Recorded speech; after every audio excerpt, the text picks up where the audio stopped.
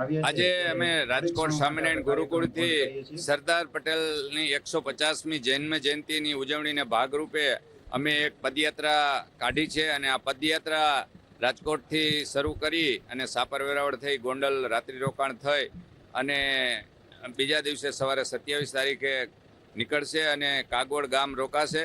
28 તારીખે સવારે કાગવડ મંદિરે જશે અને રસ્તામાં અલગ અલગ જગ્યાએ ખૂબ મોટી સંખ્યામાં ટ્રેડિશનલ ડ્રેસમાં પોતપોતાના પહેરવેશમાં અન્ય સમાજની સાથે બધા સન્માન પણ સરદાર સાહેબના કરવાના છે.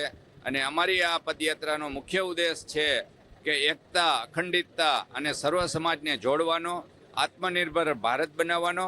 દેશના આદરણીય વડાપ્રધાન નરેન્દ્રભાઈ મોદીનું સ્વપ્ન છે કે વિકસિત ભારત બનાવવામાં, ત્યારે અમે આ સ્વદેશી અપનાવો, હર ઘર સ્વદેશી, ઘર ઘર સ્વદેશીના નારા, સરદાર વલ્લભભાઈ પટેલની જન્મજયંતિની ઉજવણીનો ભાગ અને એકતાની અખંડ ભારતને બનાવવા માટેનું જે આપણું સરદાર વલ્લભભાઈ પટેલનું સપનું હતું એને પુનર્જીવિત કરવા અને યુવાનોમાં સરદાર સાહેબના વિચારો આવે, સ્વદેશી અપનાવતા લોકો થાય, એના માટેનું અમારું આ એક આયોજન છે. અમારી રજીસ્ટ્રેશન મુજબ 1000 લોકોની આસપાસ જોડાયેલા છે, પણ અલગ અલગ ખૂબ મોટી સંખ્યામાં આપ જોઈ શકો છો એમ જોડાઈ રહ્યા છે.